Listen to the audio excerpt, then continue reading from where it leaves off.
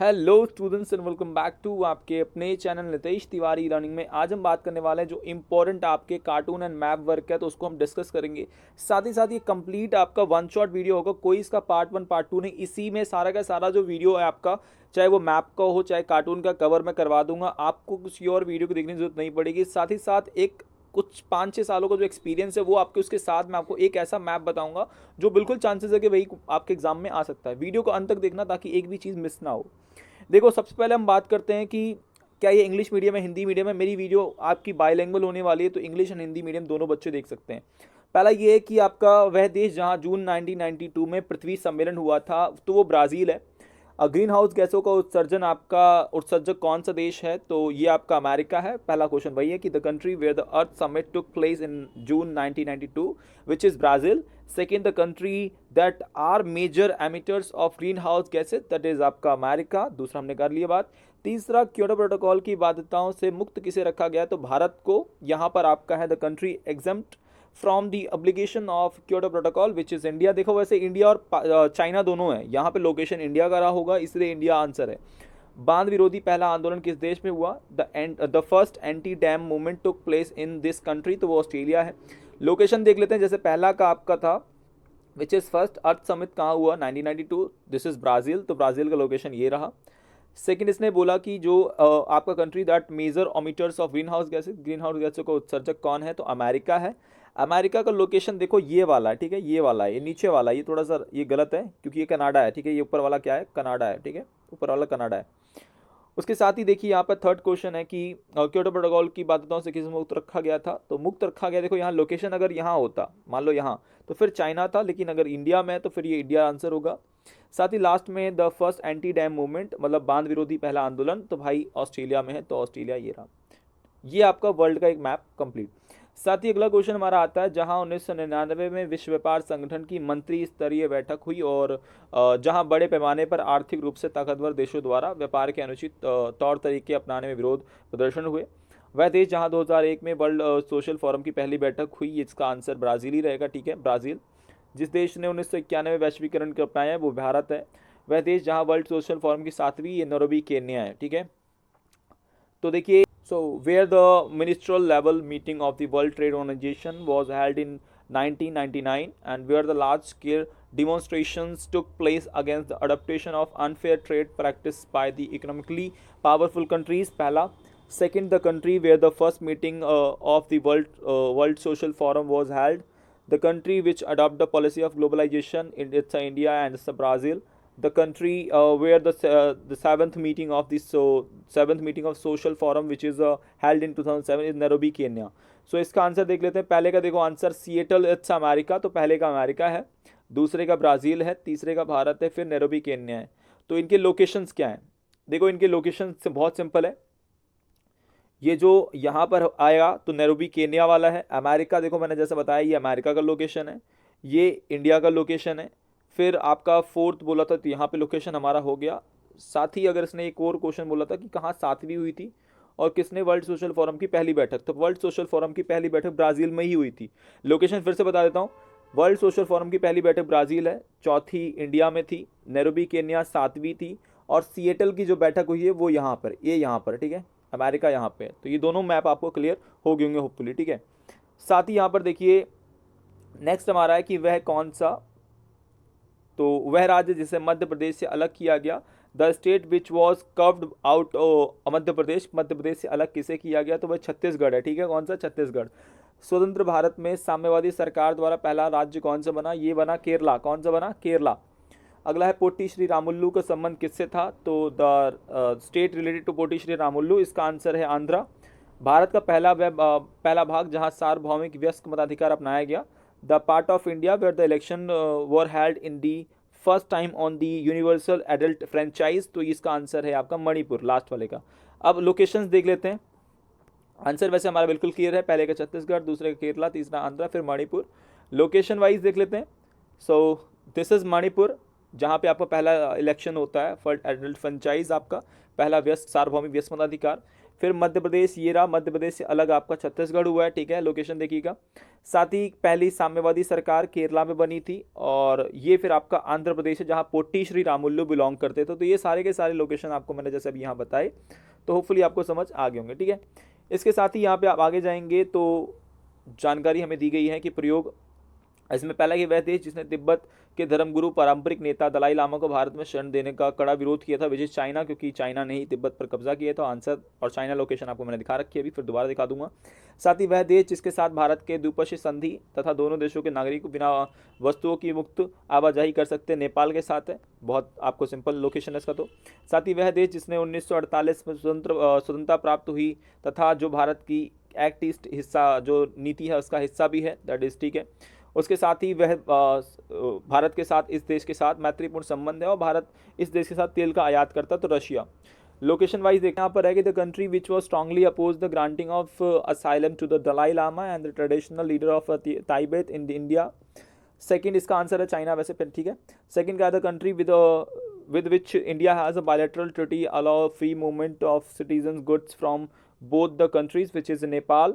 उसके बाद the country which gains independence in 1948, it's a part of India act east policy, ये आपका Myanmar है।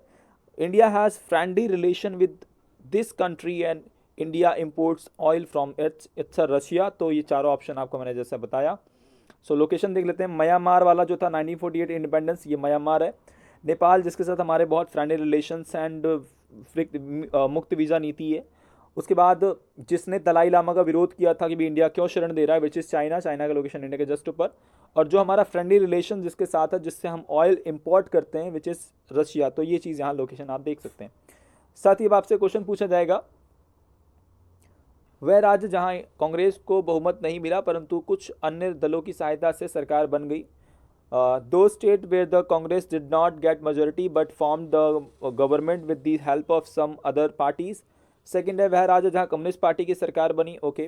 थर्ड, वह राज्य जहाँ विधानसभा चुनाव में कांग्रेस ने पूर्ण बहुमत से सरकार बनाई। वह राज्य जहाँ पॉपुलर यूनाइटेड फ्रंट की सरकार रही। इंग्लिश में देख लेते हैं एक बार क्वेश्चन पहले। तो आपका दो state where the Congress did not get majority but form the government with the help of some other parties. The state where the communist party formed in the government. And the third is आपका है the status the state where the Congress formed the government with the absolute majority in the assembly, and the fourth the state where the Popular United Front government was formed। तो आपका इसका जो answer वह राज्य देखो अगला है हमारा कि वह राज्य जहां कांग्रेस ने पूर्ण बहुमत नहीं मिला परंतु कुछ अन्य दलों की सहायता से सरकार बनाई। दो state where the Congress did not get the majority but formed government with the help of some other parties. So ये आपका पहला है जिसका आंसर आपका जो है वो राजस्थान है, ठीक है। अच्छा, राजस्थान का जो इलाका है, तो जो राजस्थान आपका है, यहाँ पर कांग्रेस जो पार्टी है वह सरकार नहीं बना पाई थी बट हेल्प के साथ थोड़ा बना लिया। सेकंड वह राज्य जहाँ कम्युनिस्ट पार्टी की सरकार है, this is a Kerala, okay, ये आपका केरल की बात है। अच्छा, केरल। एंड वह राज्य जहाँ विधानसभा में पूर्ण बहुमत कांग्रेस को मिला, सो इट्स एमपी, आप एमपी लिख दो, मध्य प्रदेश आपका। और साथ ही वह राज्य जहाँ पॉपुलर यूनाइटेड फ्रंट की सरकार बनी, तो ये पंजाब है। इंग्लिश में देख लेते हैं एक बार कि the state where the communist party form, तो कम्युनिस्ट पार्टी जो फॉर्म करी, ठीक है, वो आपका केरला है। वह विधानसभा जहां कांग्रेस को पूर्ण बहुमत मिला, the state where the Congress form the government with the absolute majority in the assembly which is Madhya Pradesh, MP. And वह राज्य जहां पॉपुलर यूनाइटेड फ्रंट की सरकार बनी, इसका the state where the popular united front आपका फॉर्म्ड होती है, तो ये आपको पंजाब है। आंसर देख लेते हैं। यस, पहले का आपका राजस्थान है, दूसरे का केरला, तीसरा मध्य प्रदेश, चौथा Punjab, okay. So line wise ये हमारे आंसर इसके हैं। लोकेशन क्या क्या है देखो, जहाँ आपकी कम्युनिस्ट पार्टी की सरकार बनती है विच इज़ केरला, लोकेशन ये रहा। मध्य प्रदेश आपका यहाँ जहाँ पे वो पूर्ण बहुमत फुल मेजॉरिटी मिली।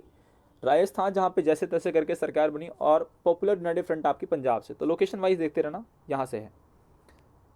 अगला हमारा मैप वर्क है आपका कि 1986 में तत्कालीन प्रधानमंत्री राजीव गांधी के साथ समझौता पर हस्ताक्षर किए तथा नए राज्य के मुख्यमंत्री बने, नए मतलब प्रथम मुख्यमंत्री बने, और signed agreement with the then Prime Minister Rajiv Gandhi in the 1986 and became the first Chief Minister of the newly formed state। वह राज्य जिसमें 1979 और 1985 तक बाहरी लोगों के विरोध में एक आंदोलन चला। साथ ही वह राज्य जो 22वां भारत का राज्य बना, और वह राज्य जहाँ गोवा जहां 1961 में पुर्तगाल भारत के भारतीय सेना द्वारा मुक्त करवाया गया और भारतीय संघ का एक हिस्सा बना। देखो पहले का आपका है, इसका है मिजोरम, दूसरे का आंसर है असम, तीसरा है सिक्किम और चौथा आपका है गोवा। ओके, इंग्लिश में एक बार देख लेते हैं फिर आंसर देखेंगे हम। Signed agreement with the Prime Minister Rajiv Gandhi in the year 1986 and became the first chief minister of the newly formed state. Second, the state is a newly formed 1979 to 1985 against the outsiders start the movement which is Assam और पहले का है मिजोरम। तीसरा, it's become the 22nd state of Union of India, इसका है Sikkim. The state which was liberated by the Indian army from the Portuguese rule in 1961 became the part of the Indian union, इसका है गोवा। ठीक है, लोकेशन वाइज आंसर देखते हैं। So this is the Goa, ये गोवा है आपका, एंड ये मिज़ोरम है, असम जहाँ पे 1979 से 85 तक आउटसाइडर के लिए मूवमेंट चला बाहरी लोगों के लिए, और 22वां राज्य आपका सिक्किम, तो सिक्किम का लोकेशन ये रहा। ठीक है, साथ ही अब आपसे थोड़ा सा ना प्रिंसली स्टेट से क्वेश्चन बन सकते हैं। देखो प्रिंसली स्टेट खासकर जूनागढ़ से है, तो जूनागढ़ जो गुजरात का इलाका है, एक आपका यहाँ से जम्मू एंड कश्मीर का आता है जो राजा हरि सिंह था, जूनागढ़ से आपका महावत खान था, मणिपुर बोधचंद्र सिंह, इधर हैदराबाद है तो हैदराबाद से निज़ाम था, मैसूर जो कि कर्नाटका में आता है, ग्वालियर जो कि एमपी में आता है। तो ये लोकेशंस आपको याद रखनी है। ठीक है, और कितने आपके प्रिंसली स्टेट से सबको पता होगा, 565 आपके प्रिंसली स्टेट थे जिसमें 4 में प्रॉब्लम थी।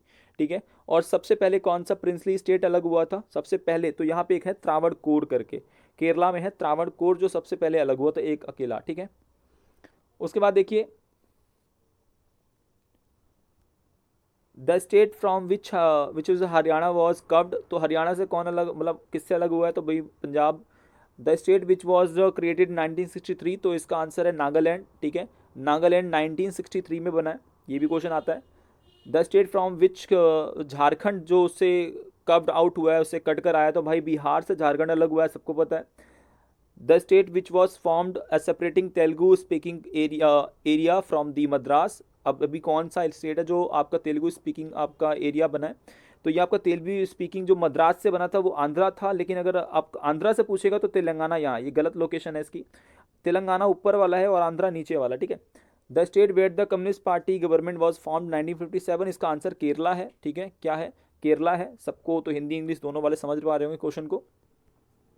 उसके बाद देखिए ये कार्टून आपका आ जाया करता है जिसमें देखिए एक तरफ आपका प्राइवेट पब्लिक, ये आपका प्राइवेट सेक्टर है, ये पब्लिक सेक्टर है। ठीक है, जिसमें ये समाजवादी समझ लीजिए और ये पूंजीवादी, और नेहरू जी बीच में बैलेंस कर रहे हैं। तो what does the cartoon signify, तो यही है कि अब the cartoon signify the planning development, जो हमारा था, जो हमारा विकास चल रहा था, हमारी प्लानिंग था, उसके बारे में स्ट्रेटेजीज को दिखा रहा है, जिसमें हमारे लीडर्स प्राइवेट और पब्लिक सेक्टर को लेकर थोड़ा सा सार्वजनिक और निजी जो क्षेत्र है उसको लेकर झगड़ रहे हैं। मतलब second, who was the person in the middle and the astride, the what does he try to do, क्या करना चाह रहे हैं, तो वो बैलेंस करना चाह रहे हैं पब्लिक एंड प्राइवेट के बीच में, खास करके मिक्स जो एक प्रकार से हमारा मॉडल है उसको थोड़ा सा हम लोग अपनाने का कोशिश कर रहे हैं। हमारी जो अर्थव्यवस्था है वो मिक्सड है, मतलब मिश्रित अर्थव्यवस्था हमारी है।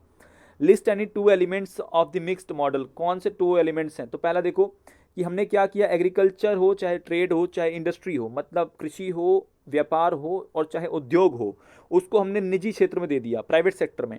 और उसके साथ ही हमने जो की इंडस्ट्रीज़ है, महत्वपूर्ण जो इंडस्ट्रीज़ है जिसमें आपकी जो हैवी हैं, भारी उद्योग हैं, जैसे इंडस्ट्रियल आपका इंफ्रास्ट्रक्चर है, आपका संरचना है, और रेगुलेटेड जो ट्रेड है, और सम ऑफ द क्रूशल जो आपकी इंटरवेंशंस एग्रीकल्चर में भी अगर हम बात करें तो वो हमने पब्लिक सेक्टर में रखी सरकार के पास।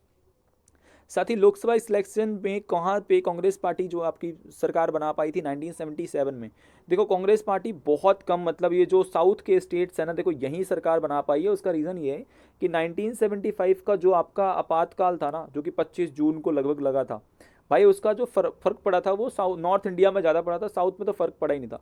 मतलब नसबंदी हो, झुग्गी झोपड़ी को तोड़ना हो, वो सब कुछ यहाँ पड़ा था। तो ये लोकेशन वाइज अगर आप देखोगे तो चाहे वो राजस्थान से आप ले लो, यहाँ से पूरा ये पट्टी जो जा रही है, यहाँ कहीं भी कांग्रेस पार्टी बनी ही नहीं थी, सरकार बना ही नहीं पाई थी, साउथ इंडिया में ही बना पाई थी थोड़ा सा। ठीक है, अब ये क्वेश्चन भी आ जाता है, identify the state where the Congress lose, कहाँ कहाँ कांग्रेस हारी थी, बिहार याद रखना, उत्तर प्रदेश, दिल्ली, हरियाणा और Punjab. Identified the state where the left party got seat, left party ने कहाँ कहाँ जीता, तो मद्रास और केरला में लेफ्ट पार्टी जीत गई। उसके बाद identify the state where the Congress and its nearly swept polls, तो कांग्रेस आपकी जो अलायंस है वो महाराष्ट्र हो, गुजरात हो, उड़ीसा हो, साउदर्न स्टेट्स में अच्छा खासा उनको मिला। Which the constituencies in the north that Congress manage to swing, जहाँ पे वो जीत गई थी, मतलब उसने बस, ठीक है। तो राजस्थान में जैसे तैसे करके सरकार बनाई थी, जम्मू एंड कश्मीर में थोड़ा सा, तो ये मतलब यहाँ कांग्रेस सरकार बना पाई थी। देखिए इसमें what does the cartoon symbolise, ये चित्र क्या दर्शाता है, मतलब हिंदी में देखो सारे जो भी हिंदी वाले हैं, तो चित्र क्या दर्शा रहा है, तो चित्र ये दर्शाता है भाई it's air pollution. The above cartoon symbolize the air pollution, ये आपका एयर पोल्यूशन को दर्शा रहा है जो क्रिएट हुआ है आपका इंडस्ट्रीज से, which lead to global warming, जो औद्योगिकरण के कारण हुआ है, और ये वैश्विक तापवृद्धि, ग्लोबल वार्मिंग मतलब वैश्विक तापवृद्धि को बढ़ावा दे रहा है, ठीक है। इसके साथ ही देखिए second question, what do you think a finger are designed like chimney and the world made into lighters. कहने का मतलब ये है कि भैया ये जो आपका डिज़ाइन किया गया जिसमें आपका चिमनी, ये देखिए यहाँ पर कि यहाँ पे फिंगर जो है वो चिमनी की तरह है, एंड वर्ल्ड मेड गया, बनाया गया, मतलब वो ये आपका लाइटर की तरह, ये वर्ल्ड आपका ऐसा है।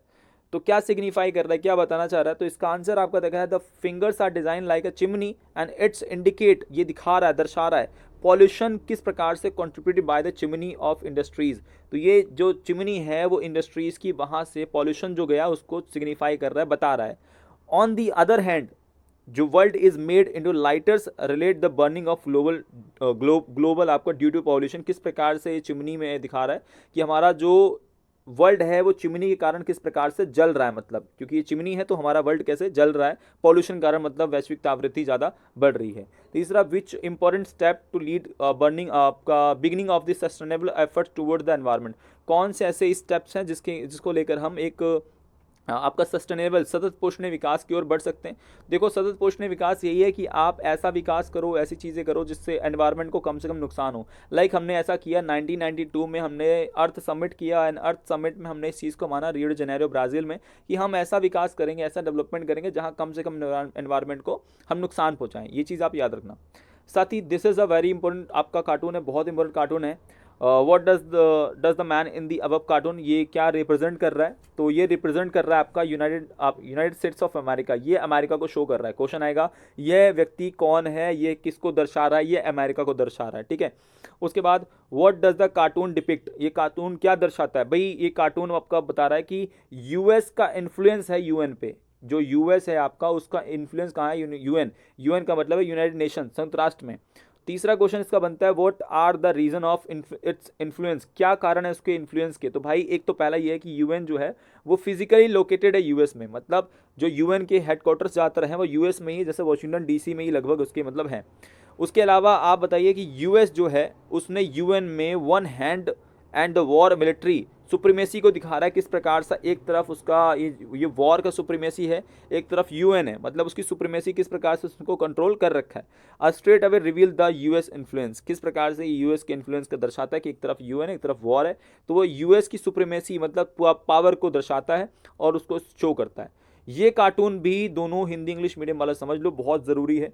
What does the cartoon reveal, ये कार्टून क्या दर्शाता है, भाई ये कार्टून दर्शा रहा है कि यहाँ पर ये जो पीजन है, मतलब ये जो आपका कबूतर है, ये शांति का प्रतीक है, और जो ये आपका बैठा हुआ है तो शांति का प्रतीक मतलब एक प्रकार से आईपीकेएफ शांति सेना है, ये जो ऊपर बैठा हुआ है। तो यही है the above cartoon reveal the आपका peacekeeping operation as a pigeon and the cartoon symbolize the peace and the soldier holding, तो किस प्रकार से आपका पीस जो है वो सोल्जर्स ने होल्ड कर रखा है, क्योंकि पीस कीपिंग फोर्स है, जहाँ जाते हैं वहाँ पर आपका शांति को स्थापित करते हैं। दूसरा, what do the pigeon and the soldier in the cartoon indicates, क्या शो करते हैं पीजन और ये आपका कार्टून में, मतलब पीजन और सोल्जर, तो आपको बताना था pigeon in the cartoon indicate the peace, तो ये पीस को शो करता है, कबूतर याद रखना शांति का प्रतीक है, और सोल्जर जो है सिंबलाइज करता है peace keeping operations by United Nations, जो संयुक्त राष्ट्र संघ के द्वारा जो शांति की स्थापना के लिए जो कार्यक्रम चलाए जाते हैं उसको ये शो कर रहा है, ये जो सैनिक बैठा हुआ है इसके ऊपर। तीसरा क्वेश्चन आपका बनता है what the above cartoon indicates which notion of the security, ये आपका traditional notion of the security मतलब सुरक्षा की पारंपरिक धारणा को ये व्यक्त कर रहा है, इस बात को याद रखना। उसके बाद देखिए यहाँ पर ये राजा है, ठीक है, ये बोधचंद सिंह हैं और ये हमारे वल्लभ भाई पटेल जी हैं, ये राजा उसके जनता के ऊपर है। तो समझ लो क्वेश्चन क्या ही बनेगा कि भाई राजा ने किस प्रकार से जनता का शोषण कर रखा है, उसके रिलेटेड क्वेश्चन भी हमने देखो यहाँ पे हर आपका क्वेश्चन है कि identify the name of the leader and shown on the right in the cartoon, तो राइट में कौन से कार्टून है, राइट में आपके यहाँ पर है Sardar Vallabh Bhai Patel and very instrumental in the integration of princely state, इनका बहुत महत्वपूर्ण योगदान रहा रजवाड़ों के विलय में। What type of relation does the cartoon indicate between the people and ruler? ये बहुत रिलेशन जो दर्शा रहा है किस प्रकार से जो रूरल है, मतलब रूलर है आपका, मतलब जो शासक है वो अपने जनता के प्रति बहुत ज़्यादा खराब है। क्या है? बहुत ज़्यादा खराब है और उनका वो शोषण कर रहा है। क्या कर रहा है? शोषण कर रहा है। The above cartoon indicates the oppressive rule of the princely state where king use to suppressed आपके पीपल, अपने लोगों को दबाने के लिए वो बहुत ज़्यादा मतलब काम कर रहा है, उनके फ्रीडम को, उनके राइट्स को। तो मतलब राजा इस तरह से मतलब शो कर रहा है और ये बोध चंद्र सिंह आपके यहाँ पर बैठे हुए हैं। In the opinion, how successful was the approach adopted by the leader on the right to solve the issue of princely state? किस प्रकार से वल्लभ भाई पटेल ने क्या डिसीजंस या क्या स्टेप्स उठाए? तो in the our opinion, Vallabh Bhai Patel the leader shown the cartoon successfully solve the issue of the princely state. He played a very diplomatic and the firm role to integrate all princely states and especially Manipur and Hyderabad. तो ये बता रहा है किस प्रकार से वल्लभ भाई पटेल ने बहुत महत्वपूर्ण भूमिका निभाई और कूटनीतिक तरीका अपनाया जिसके कारण हमारे जो मणिपुर और खासकर हैदराबाद है वो भारत में मिल पाए। His diplomatic approach was based on the merger agreement of the instrument of station which is shown skillful persuasion of Vallabh Bhai Patel. तो हमारे जो सरदार वल्लभ भाई पटेल है वो किस प्रकार से उनकी जो बुद्धिमत्ता कह लीजिए, किस प्रकार से वो हमारे रजवाड़ों को भारत में मिला लेते हैं, मर्ज कर लेते हैं और बहुत अच्छे तरीके से उनकी भूमिका को वो निभाते हैं, बहुत कुशल तरीके से। मतलब सिंबल है और ये किस चीज़ के बारे में? देखो पहली बात आपको मैं बता दूं कि ये आसियान का है और इन दी आसियान फ्लैग वेजेस 10 आपके जो लोगो हैं जिसमें पैडी के हैं, राइस के, मतलब धान की 10 बालियाँ हैं। जो साउथ ईस्ट नेशन जो कंट्रीज़ हैं उनके 10 धान की बाली हैं और ख़ासकर ये जो मतलब बाउंड है एक प्रकार से वो उनके टुगेदर और फ्रेंडशिप को मतलब दर्शाता है। और जो ये सर्कल ऐसे बना हुआ है ये वाला, ये उनके एकता को, unity, it symbolise the unity of ASEAN, उनकी एकता को दर्शाता है। तो ये चीज़ भी आप याद रखिएगा, ठीक है।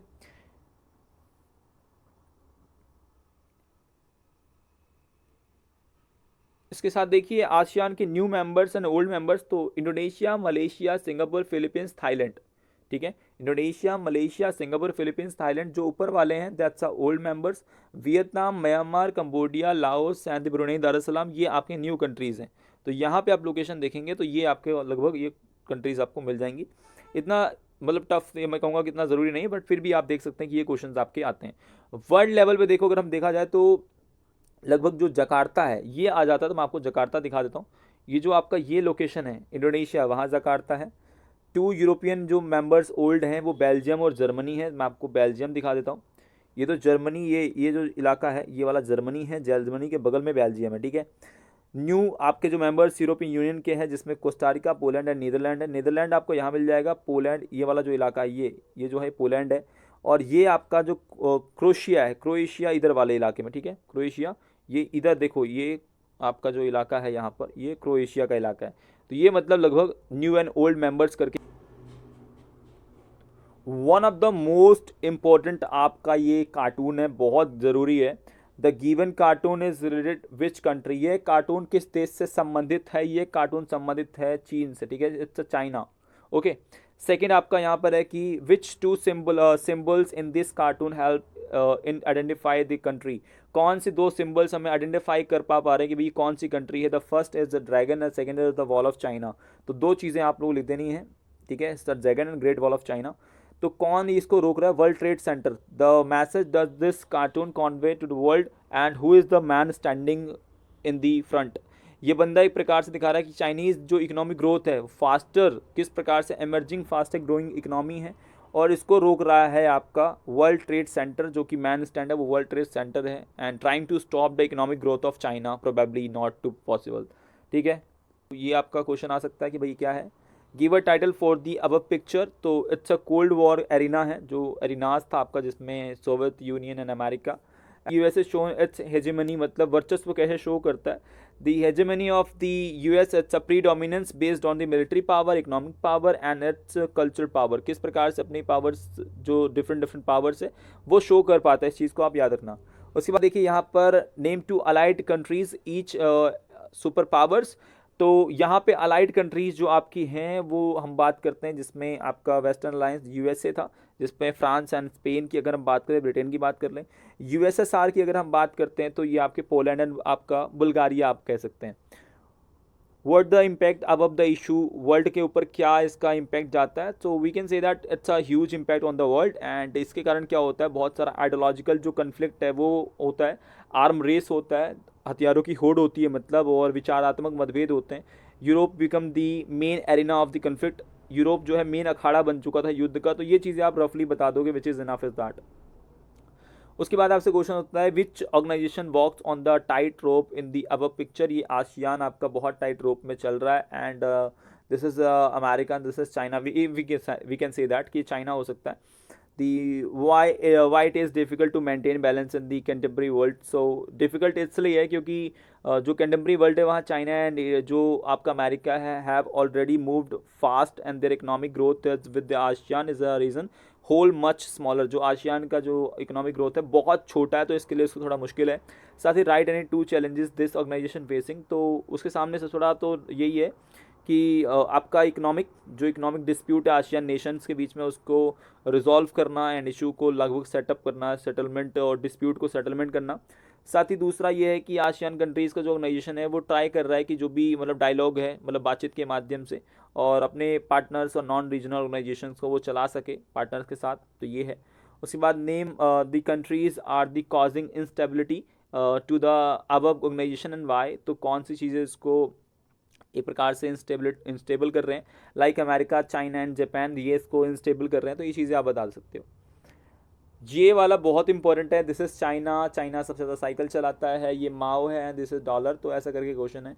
What does the cartoon show, the cartoon show the economic transform of Chinese communist China. कैसे उसका चाइनीज़ जो अर्थव्यवस्था है, उसका जो परिवर्तित अर्थव्यवस्था है उसको दर्शा रहा है 1978 के बाद। ठीक है, ये चीज़ लिख देना हिंदी वालों भी। साथ ही साथ आप यहाँ पे बताओगे what do the two vehicles bicycle symbolise, ये क्या सिम्बलाइज है। तो पहली बात तो देखो ये है कि China is the largest user of the bicycle, cycles को चलाने वाला सबसे ज़्यादा बड़ा कंट्री है। एंड सिम्बलाइज द डुअल दोहरी इकोनॉमिक जो उसकी पॉलिसीज़ हैं, नीति है, उसको दर्शा रहा है ये, इस बात को याद रखना। फ्रंट व्हील जो है, ये वाली जो व्हील है, पहला जो चक्का आपका है, वो सिंबल कर रहा है it's a hammer, and the sickle adopt by Mao, ये माओ का है जैसा मैंने बताया। एंड दी रियर रिप्रेजेंट, जो कि ये आपका है, ये आपका ये कैपिटलिस्ट को शो कर रहा है। So both socialist and capitalist जो हैं वो को एग्जिस्ट कर रहे हैं चाइना में इस समय पे, मतलब एक साथ दोनों विचारधाराएं। How did the open door policy of China benefits its on economy, कैसे उसने फ़ायदा पहुंचाया। देखो यार, पहली बात तो ये कि चाइना में रिस्ट्रिक्टेड आपका फॉरेन ट्रेड था, investment, but now China extend the role, उसने अपना रोल है उसको बढ़ावा दिया है, और चाइना ने एक्सपोर्ट किया है बड़ी मात्रा में लो कॉस्ट जो प्रोडक्ट्स है उसको वेस्टर्न कंट्रीज़ को इसने एक्सपोर्ट कर दिया। तो इससे इसको बड़ा फ़ायदा हुआ है। साथ ही देखो ये भी आपका आ जाया करता है कि which attack does the cartoon reveal and why and when the attack, ये कब की बात है। तो ये लेबनान इशू का है, 2006 में किस प्रकार से लेबनान में हमला हुआ था उसको लेकर आपका हिजबुल्ला ग्रुप के द्वारा। तो ये है। मेंशन ह्यूमन प्रॉपर्टी लूज, अब ये ह्यूमन प्रॉपर्टी सिंपल है कि सिविलियंस आपके बड़ी मात्रा में मारे गए, and the armaments of Israel and the several public जो बिल्डिंग्स थी, रेजिडेंशियल इलाके थे, वो लेबनान के डिस्ट्रॉय कर दिए गए। when did the United Nations pass the proposal against it, and why did the army come back, वहाँ पे किस प्रकार से यूनाइटेड नेशंस का अपना पास किया और कैसे आर्मी वहाँ वापस आ गई। The United Nations passed the resolution on this was is August 2006 and Israel was the withdraw in the October 2005। ठीक है, किस प्रकार से इसराइल ने विड्रॉ कर लिया था। The comment on the role of UN and its general secretary regarding the attack, तो यहाँ पे देखिए both the printed cartoon reveal here the role of United Nations and Secretary General in Israel and the Lebanon conflict. The many world politicians, scholars urge the UN and its Secretary General should have passed some resolution much earlier, and if it would have done so, loss of human lives and the property would have been avoided, or leads immigrated to the greater extent. ये कह रहा है कि भाई ये United Nations का बंदा देखो ये छुपा सा हुआ है, अगर यही शो कर रहा है, ये पहले भी अगर रेजोल्यूशन ला देता और उसको मतलब पास कर देता तो ऐसा नहीं होता और ऐसी तबाही जो हम लोग देख रहे हैं वो तबाही नहीं मचती। तो ये उसको दिखा रहा है किस प्रकार से आपका लेबनान में पहले अगर अच्छे यूनाइटेड नेशन एक्शन ले लेता तो इस प्रकार की तबाही और सिविलियंस को नहीं मारा जाता, बिल्डिंग्स शायद इतनी नहीं टूटती। तो ये चीज़ को दर्शाने का प्रयास है। साथ ही देखो ये क्वेश्चन एग्जाम में बहुत आता है कि भाई ये बंदा कौन है और किसको विजयी है। तो ये वीवी गिरी जीता है। उपरोक्त कार्टून में कौन है? वीवी गिरी है। उपरोक्त कार्टून किस परिघटना को दर्शा रहा है? तो राष्ट्रपति का चुनाव था, आपको सबको याद होगा 1969 में आपका वीवी गिरी एंड नीलम संजीव रेड्डी खड़े होते हैं, जिसमें वीवी गिरी आपका जीत जाता है। 1969 के चुनाव में पहले लोकसभा अध्यक्ष कौन थे? तो लोकसभा के अध्यक्ष नीलम संजीव रेड्डी थे, जिनसे इंदिरा गांधी की नहीं बनती थी और उसने हरवा दिया इनको। और 1969 में राष्ट्रपति का चुनाव उपराष्ट्रपति कौन थे? तो आपके वीवी गिरी थे, ठीक है, जो राष्ट्रपति बाद में बन गए। आप लास्ट तक देख रहे हो, देखो यहाँ पर अब आपका इंडिया वाले मैप है और मैं आपको कंफर्म कर रहा हूँ 3 मैप करवाने वाला हूँ और इंडिया वाले मैप से ही फंसेगा और यही क्वेश्चन देखो आने वाले हैं। पहला यह कि वह जहाँ कांग्रेस पार्टी आपका बहुमत प्राप्त नहीं हुआ, लोकेशन देख के बताऊंगा। उसके बाद वह जहाँ कांग्रेस को बहुमत नहीं मिला परंतु कुछ दलों की सहायता से, देखो कुछ दलों की सहायता से ना, ये राजस्थान के इलाके में कुछ दलों की सहायता सरकार बनाई थी। वह राज्य कम्युनिस्ट पार्टी की सरकार है, ये केरला हो जाएगा, ये वाला केरला हो जाएगा, ठीक है, केरल। और जहाँ विधानसभा में कांग्रेस पार्टी को पूर्ण बहुमत से सरकार बनाई थी, ये एमपी हो जाएगा। और पॉपुलर यूनाइटेड फ्रंट जहाँ सरकार बनी तो ये आपका पंजाब हो जाएगा। लोकेशन देख लेते हैं और आंसर भी। तो देखिए पहले का पश्चिम बंगाल हो जाएगा, ठीक है, वो लोकेशन के साथ ही था, तो पश्चिम बंगाल चलो ठीक है था हमारा। जहाँ कुछ दलों की सहायता से, हमने सही बोला था, राजस्थान। जहाँ आपका कम्युनिस्ट पार्टी बनी सरकार, वो केरल है। और मध्य प्रदेश जहाँ पे आप कह सकते हैं कि आपका पूर्ण बहुमत फुल मेजोरिटी सरकार बनी, और पॉपुलर यूनाइटेड फ्रंट आपका पंजाब है। अब लोकेशन का आंसर देख लेते हैं हम लोग, ठीक है जी, हमने सही बताया था। अब यहाँ पे देख लेते हैं पंजाब का है, पंजाब ये रहा। राजस्थान जहाँ ठीक ठाक सरकार बनी, पूर्ण बहुमत फुल मेजोरिटी आपका मध्य प्रदेश। जहाँ सरकार कुछ नहीं बनी वो आपका है केरला, ये आपका पश्चिम बंगाल। और यह रहा केरला जहाँ आपकी कम्युनिस्ट पार्टी की सरकार बनती है और पॉपुलर यूनाइटेड फ्रंट आपको पंजाब में है। साथ ही अगला देखो मैप यहाँ पर है और ये हमारे क्वेश्चन है कि राम मनोहर लोहिया का संबंध किससे था और चौधरी चरण सिंह का संबंध किस राज्य था? यूपी से था। वह राज्य जहाँ 1977 के चुनाव में कांग्रेस को केवल 1 सीट मिली थी, राजस्थान, ये ज़रूर याद रखना, केवल 1 सीट मिली, राजस्थान। वह राज्य जहाँ 1977 में आम चुनाव में कांग्रेस को 1 भी सीट नहीं मिली, तो हरियाणा में 1 भी सीट नहीं मिली। वह राज्य जहाँ 1974 में जयप्रकाश नारायण थे, तो बिहार। अब लोकेशन वाइज देख लेते हैं। तो देखिए पहला था कि भाई चौधरी चरण सिंह कहाँ से थे, तो आपका इसका यूपी, इसका डी हो जाएगा, डी पहले का डी। दूसरा 1 भी सीट नहीं मिली, 1 भी सीट आपका जो लोकेशन है वह है राजस्थान, तो राजस्थान से मतलब ए, दूसरे का क्या हो जाएगा? ए हो जाएगा, ए जहाँ 1 भी सीट नहीं मिली। उसके बाद वह राज्य जहाँ कांग्रेस को आपका 1 सीट मिली, मतलब सॉरी, तो वो राजस्थान हो जाएगा। और जहाँ 1 भी नहीं मिली वो हरियाणा है, इसका मतलब बी हो जाएगा, इसका बी हो जाएगा। और वह जहाँ जयप्रकाश नारायण है तो इसका बिहार हो जाएगा, मतलब बिहार का है सी, ठीक है। ये लोकेशन देखिए यहाँ पर आपको मैच कर लीजिए, बिल्कुल आपको मैच हो जाएंगी। साथ ही देखिए लास्ट आपका मैप यहाँ पर है कि भैया पहचान करना है हमको, वह राज्य जहाँ स्वतंत्रता के बाद असम राज्य का भाग नहीं था, तो असम राज्य का भाग कौन सा नहीं था? तो मणिपुर। यहाँ पर जो मणिपुर है, मतलब ये डी, देखिए ऊपर नागालैंड है, फिर मणिपुर है, फिर मिजोरम है, तो बीच वाला जो है डी, ये भाग नहीं था। वह राज्य जहाँ आपका राजीव गांधी के सुलह करके हस्ताक्षर किए थे, तो राजीव गांधी के साथ सुलह करके हस्ताक्षर किसने किए थे? मिजोरम ने किए थे। तो मिजोरम का जो लीडर है वो लोकेशन देखो कौन से में है, मिजोरम का है ए। अगर ऐसे में आया नॉर्थ ईस्ट में से तो भाई बच्चा फंस जाएगा, ए, इसका सेकेंड वाले का ए हो जाएगा। उसके बाद ही 1951 में आपको भारत से एक अलग राज्य की घोषणा किसने कर दी थी अपने आप को? ये इसका हो जाएगा नागालैंड। क्या हो जाएगा? इसका तीसरे वाले का है, जो तीसरा वाला है इसका है नागालैंड, नागालैंड मतलब बी, ठीक है, इसका तीसरे का बी हो जाएगा। उसके बाद भारत के विलय के बाद 22वां राज्य बना सिक्किम, ठीक है, सिक्किम का देखो क्या लोकेशन है, ऊपर देखना पड़ेगा सिक्किम का। और अकाली दल पंजाब है, इसका लास्ट वाले का पंजाब है, तो हमें नीचे के पता ही थे। तो जो अब 22वां राज्य है वो सिक्किम है, सी, और जो अकाली दल है वो पंजाब है। तो ये आपके लगभग मैप एंड कार्टून रहे। होपफुली अगर आप चैनल पे नए हो, चैनल को सब्सक्राइब कर लो, बेल आइकन जरूर दबा दो और ज़्यादा से ज़्यादा वीडियो को शेयर करो। जय हिंद, जय